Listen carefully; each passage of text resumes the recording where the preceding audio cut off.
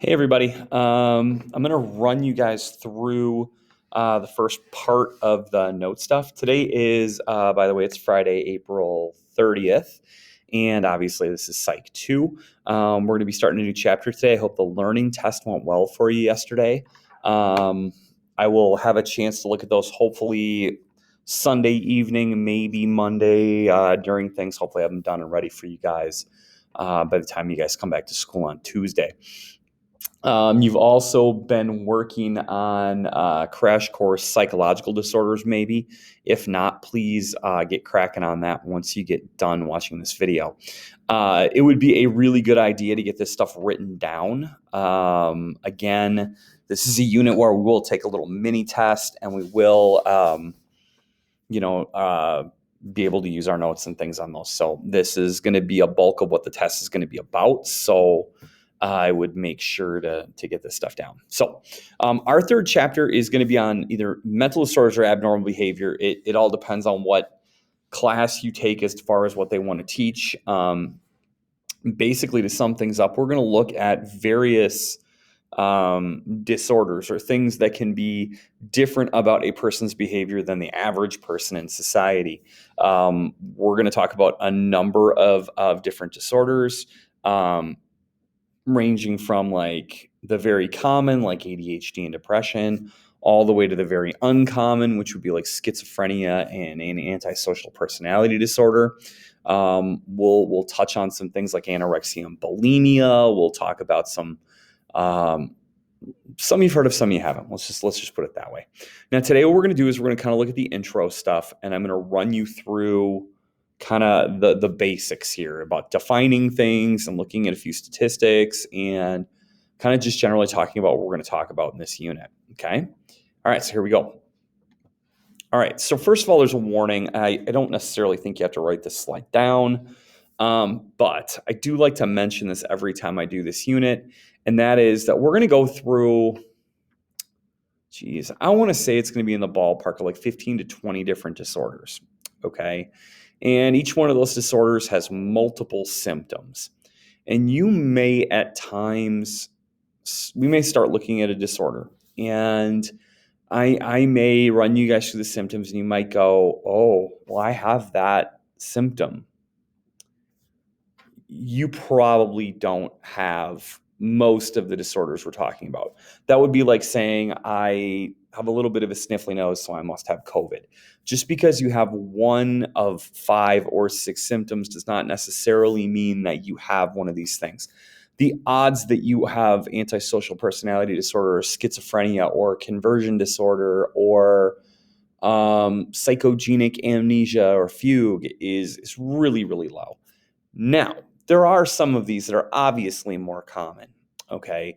Could it be that you're somewhere on a depression or bipolar spectrum? Yeah, possibly. Could it be that you have ADHD? I mean, I do. Yay. All right. Welcome to the brotherhood if you do. Could you have a little bit of a phobia? You know, could you get a little phobic when certain ideas or items are around? Sure. But what I'm trying to tell you is you probably don't have most of these things. I took an abnormal psychology class in college, and there was a non-traditional student. Usually, anybody who's older than college age is considered a non-traditional student. And she was the kind of person who felt like she had to raise her hand and talk all the time in class. And she wasn't asking questions; she was just sharing all the time.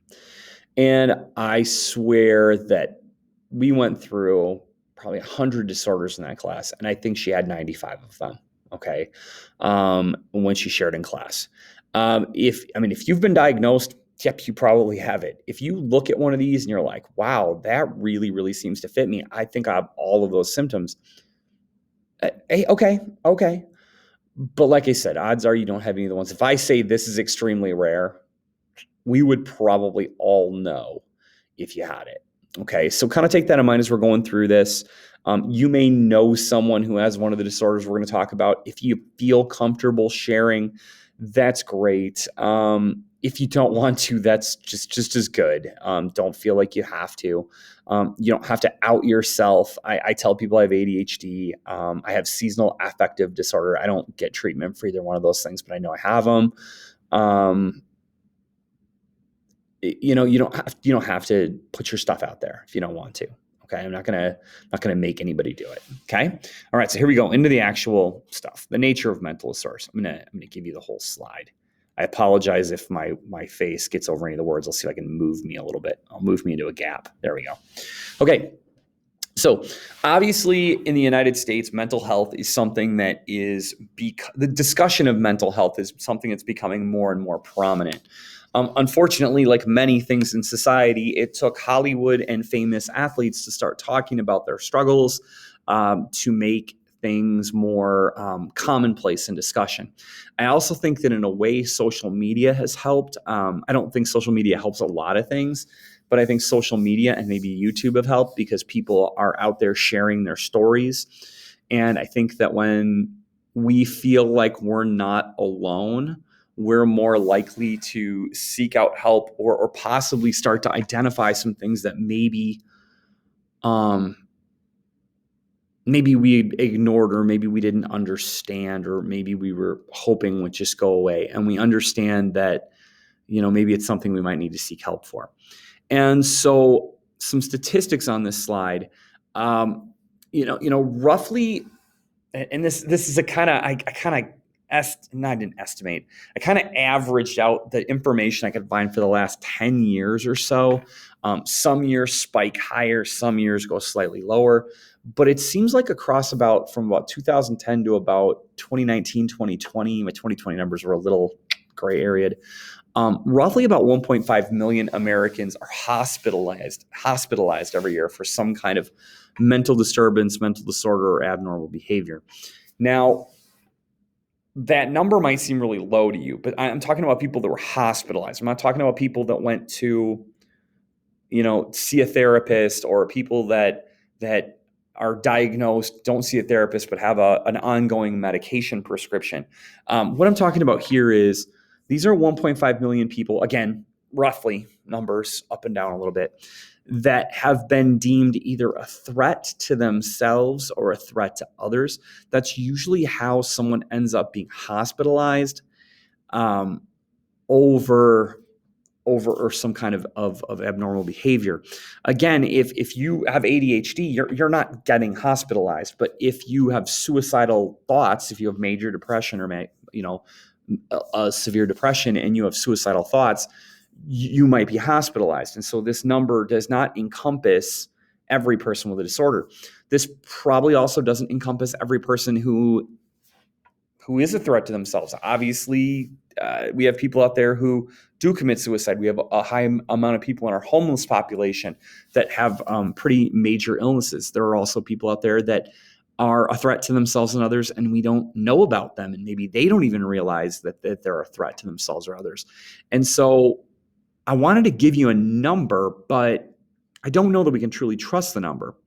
The second major point says 4 to 5 million Americans seek psychological help each year. Now, again, that number ebbs and flows. It even ebbs and flows based on time of the year. Again, I tried to go over about a 10-year average here.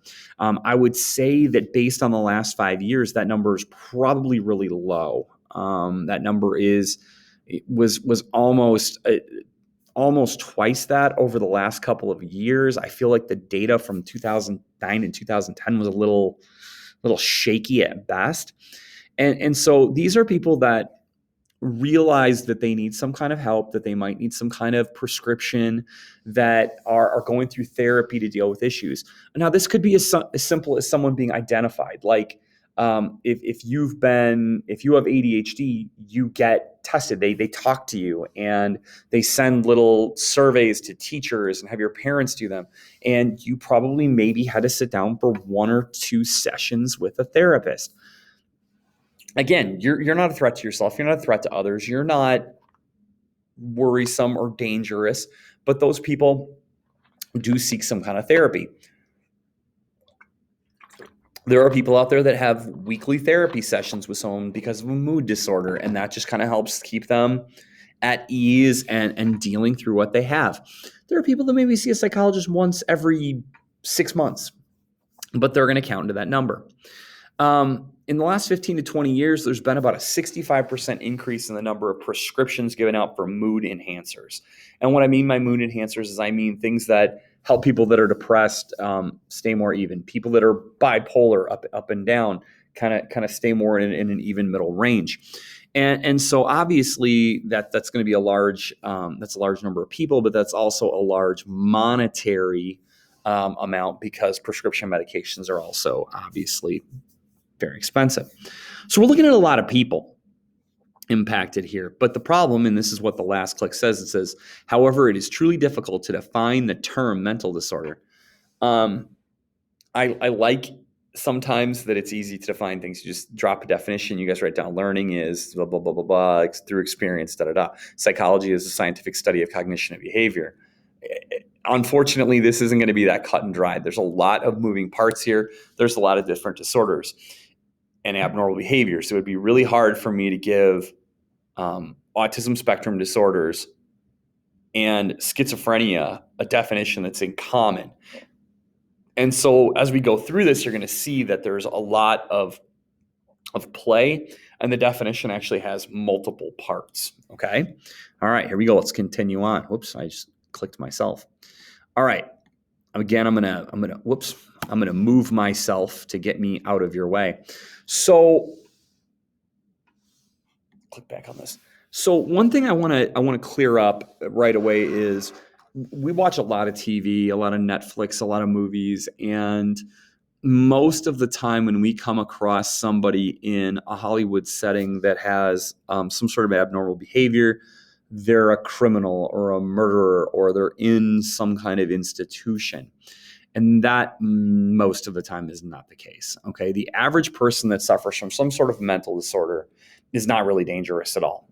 Okay. They may be confused. They may be withdrawn from society. They may not be confused. They may know exactly perfectly what's wrong with them, and they have no will to harm themselves or harm others. Okay. There is this misconception out there for some reason that people with abnormal behavior are dangerous. Statistically, actually, a person that seeks therapy is way less violent than the average person walking around this school or in the street. They're way less likely to murder somebody, be involved in a violent crime, to be involved in theft, to self-harm. Realistically, when you look at most things that are considered abnormal behavior, we're talking phobias, we're talking anxiety disorders, we're talking mild depressions, we're talking ADHD, things like that. Now, obviously, there are some disorders, antisocial personality disorder, being one, borderline personality disorder being another, where maybe the statistics spike slightly, but that's not how the average person goes. So if you picked out the average emotionally disturbed person, or the average person that suffers from some kind of abnormal behavior, some kind of disorder. I don't always like to throw these terms out. I feel like if I say emotionally disturbed, it sounds bad. I don't like the word disorder. Someone who behaves differently. Okay. If you saw them on the street, you wouldn't know they were any different from you most of the time. Okay. Now, if you have someone who's hallucinating and talking to trees, obviously that is going to be relatively obvious, but you can't look at somebody and go, wow, they're depressed. They have ADHD. Wow, that person has Asperger's syndrome. That person's a narcissist. Well, maybe I'm the narcissist thing. But the thing is, they're really going to be the same, except for possibly one behavior, maybe a slightly larger spectrum, but it's not going to be anything that's going to be like, you're not going to walk into Quick Trip and go, that person has schizophrenia, that person's depressed, and that person has Asperger's. That's not the way that it works, okay? We have obviously all seen people over the course of our life where we're like, there's something about that person that's different. Okay, yeah, you got me. Okay, but in most cases, nope. Okay? All right, here we go. Now, the definition. I'm sorry. The next two slides are going to be definition. Okay, I tried to break them up. I underlined important words. In parentheses, I put fancy words that sum up the entire thing. If I ask you a question about this on a test, you decide how you want to go about doing it. But I'm going to tell you that I need 2 out of the 3 parts or blah, blah, blah, blah, blah. And so it's a good idea, obviously, to get this all down. I'm going to let you use your resources on the test. So this should make this incredibly easy. The part of the test that I call doctor diagnosis will be the challenging part, but this won't be too bad. I'm going to slide myself up into this corner where I'm more out of your way here as we go through things. All right, so first of all, sorry, it's going to spin for a second.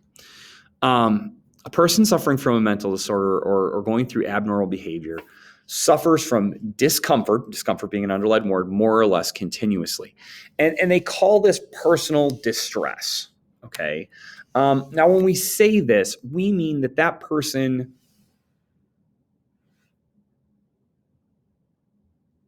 has a part of their behavior or a part of their personality that they understand is different about them than other people. And I'm not talking about blue hair. I'm talking about things that make it hard for them to do regular everyday things, okay? These are going to be things like anxiety. If you don't know what anxiety is a feeling of impending doom. Anxiety attacks or panic disorders will be one of the ones that we talk about down the road. These people are constantly worried, or they're sad, or they're very up and down, or they have thoughts that don't allow them to do things regular way, but they realize that there's something that's different. Now, take in mind, you don't have to have every one of these 3 things I'm going to talk about here to be considered as having a mental disorder, but personal distress, okay? The second one, the person behaves in a bizarre fashion, or they're deviant. Now, deviant just means different in this case. It doesn't mean bad, okay? Now, this is tricky because we've talked about this a lot over the years, going back to American history. I talk about things like who decides what's equal, who decides what's normal. Well, in this case, who decides what's bizarre? If I get a tattoo on my face, am I bizarre? When I was a little kid, I put a bucket on my head and ran into the refrigerator every day. Is that bizarre? Is dyeing your hair blue bizarre? Well, it would have been in the 1960s, but I don't think that's weird by today's standards. And so the problem here is defining what's bizarre. I have less than a 5-minute attention span in real life, okay? My ADHD is actually fairly severe. At least the last time it was tested, it was less than 5 minutes. That's considered to be really low for a full-grown adult male, or at least adult child like I am. I don't consider that deviant, but it does make my behavior different. People who have a phobia of clowns, they're not just afraid when clowns are around, they're afraid of clowns all the time. And so they don't want to leave this classroom because there could be a clown outside. They don't want to get in their car because there could be a clown in the car. They don't want to go to the mall because there could be a clown. They don't want to turn on TV because there could be a movie with a clown in it. And so that limits their behavior. And so that would be behaving in a bizarre fashion. The hard part about this is you're playing into what society deems as normal. Obviously, that changes. I don't always enjoy talking about this, but let's say I'm a history teacher, so I get to. There were times in this country and around the world, and even still in some places, where being gay or transgendered was considered a mental disorder because it was bizarre. It didn't fit society's norms. And so this is one that I'm not going to say I have a personal problem with. I think a lot of people over the years have had problems with it because when we see bizarre, we're judging. We're judging against what's normal and who gets to decide that. Right. The last one on this slide, people can be very inefficient. Now, this is where I get caught. I don't necessarily suffer from discomfort, although it does at times. I'm very aware when I'm all over the place. I don't necessarily think I behave in a bizarre fashion, except intentionally when I do it, but I am inefficient. Okay. Now, inefficient, the fancy word is maladaptive, but this means that you can't do everyday things properly. You struggle at getting regular everyday tasks done because things get in your way. That fear of clowns would be an excellent example. Can't go grocery shopping, there might be a clown there. In my case, my attention span can make it really hard for me to Let's go through some regular everyday life things. Focus in meetings. Sit and work on the same task for a really long time period. Stay focused while I'm talking to you about things. Obviously, I'm pretty easy to get, derailed and off the thought train. You guys all know that. Long drives sometimes are really hard. Sometimes my wife wants to pick a movie that I don't want to see, and it's kind of like long and I think boring, and I can't help but talk and fidget and things like that. And so inefficiency is a hallmark of this because you're worried about things. People with panic disorders will avoid certain areas or stimulus because they're afraid it will trigger a panic attack. That could keep you out of math class, for instance, or make it hard for you to come to school. Okay. Now, a couple of add-ons that you see sometimes is any of these major symptom ballparks. So these aren't necessarily symptoms, but they're symptom ballparks, or a combination can mean trouble. And when I say trouble, again, my ADHD, I don't think it's ever caused you any trouble. I don't think it's ever caused me any. Well, as a little kid in school, it used to cause me trouble. But when I say trouble, I mean difficulties getting things done that you want to get done. Now, some add-ons. A lot of people who need help are typically inflexible and have social problems. Now, I'm not talking inflexible like, oh, look at me, I can bend, okay? I can do yoga. I'm talking like they don't like change. And I will be one of the first ones to admit this is one of my biggest weakness areas.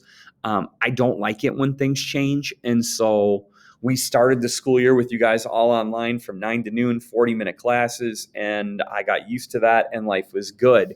And then we changed to hour-long classes, and that bothered me for a couple of weeks. And I didn't feel like teaching the last 20 minutes of class, and I had to convince myself it was okay. And other people had to tell me it was the best thing.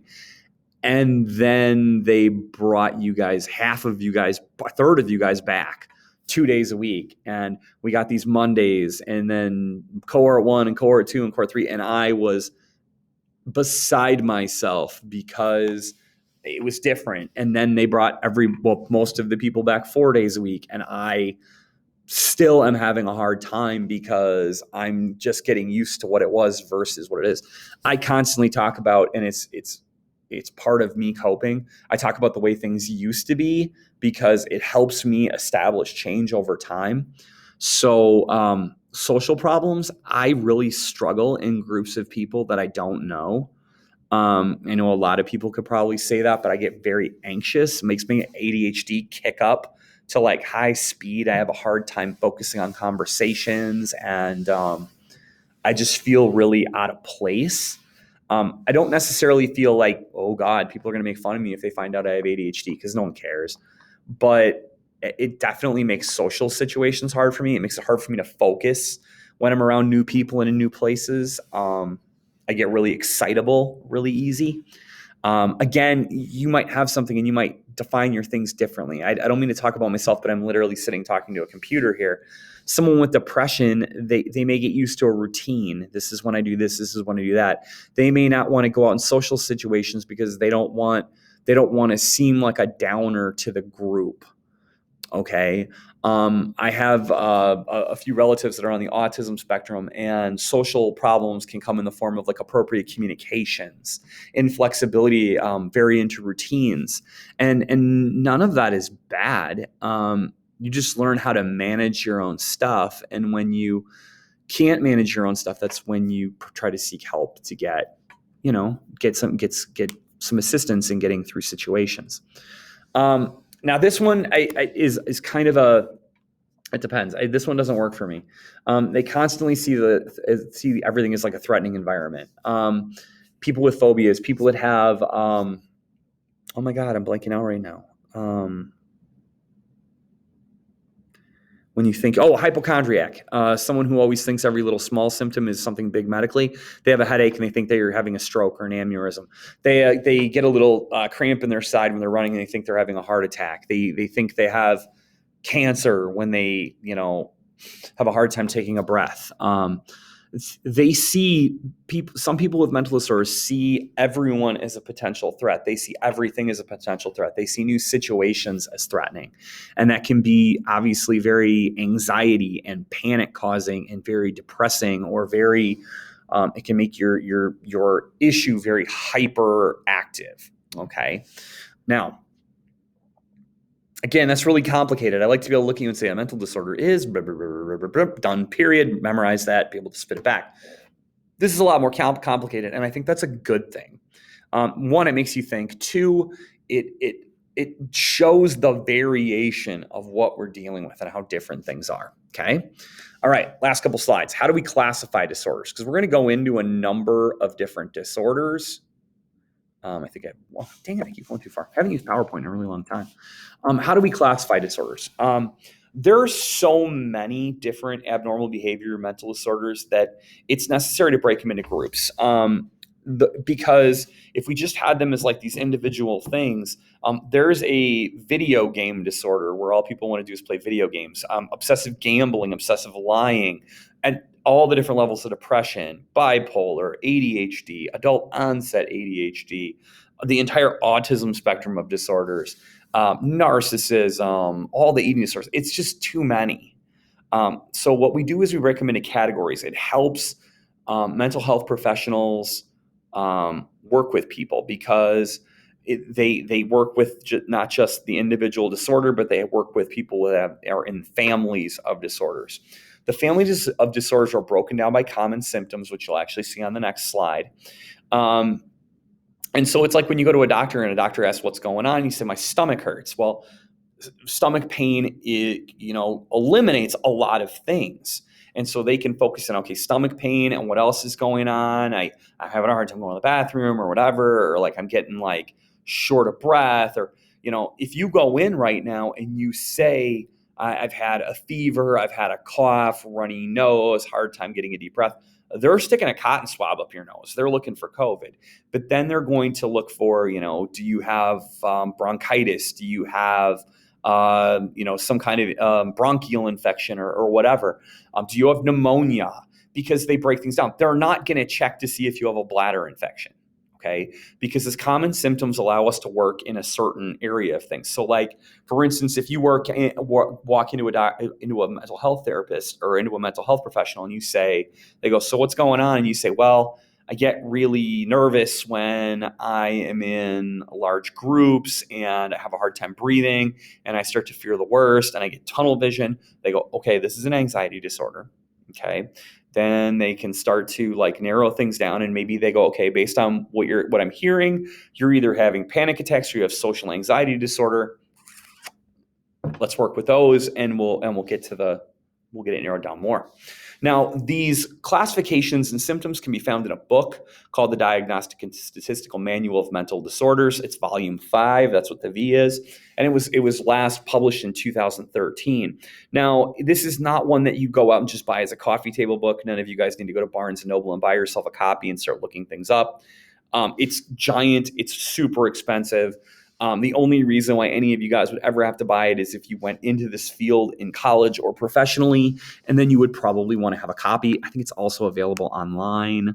I think you have to pay for it, but I'm not positive. And basically what it is, it's a book that's published by the American Psychological Association that classifies the different symptoms of mental disorders into formal categories. It talks about potential treatments. It talks about statistics. It's like an encyclopedia of mental disorders. Now, you don't go out and buy this if you want to self-diagnose, but I do know some people who have a copy who are constantly trying to diagnose themselves and others.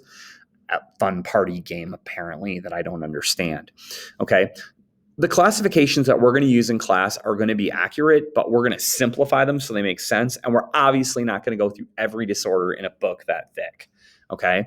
Now, the disorder groups that we're going to study, this is the last slide. Thank you for staying with me. Appreciate it. Okay. I'm almost done. I'm just going to run you through the highlights here, and we're going to give you what that bottom line says. We're going to talk about just a few of these. We're also going to talk about eating disorders a little bit, which aren't on here, but I feel like that's very common, especially among high school and college age people. So we're going to take a look at that.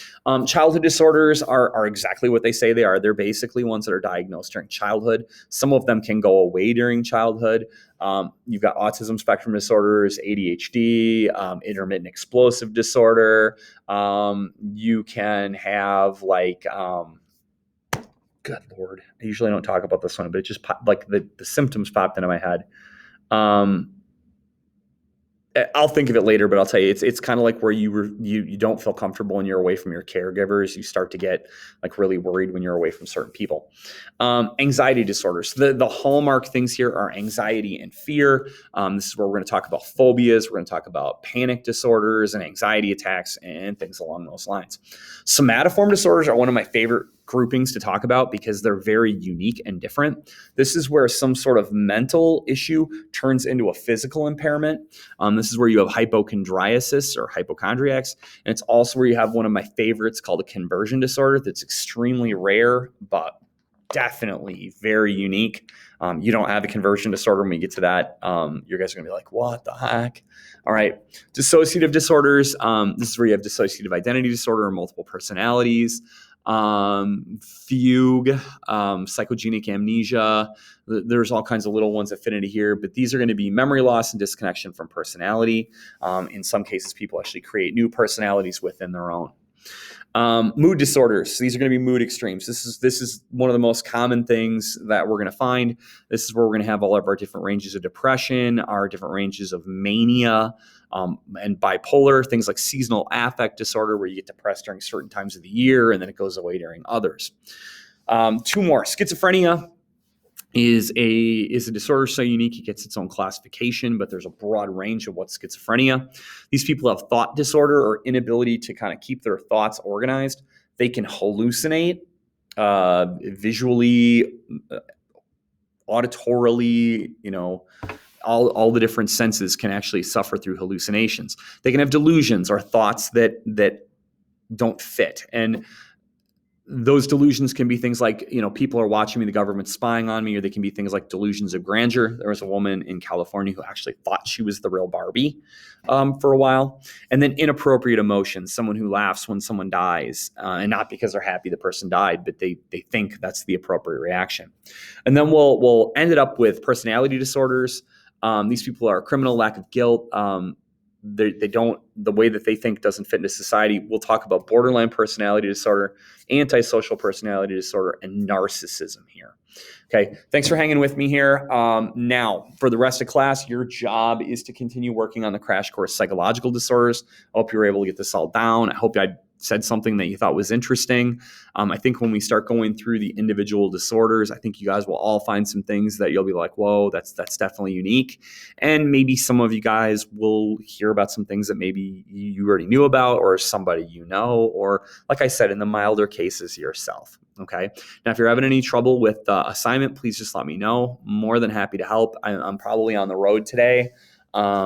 Unless you're working on this on Monday. If you're working on this on Monday, I'm obviously sitting probably in this exact same spot. So I'll see you soon. Like I said, any questions, reach out. Bye-bye.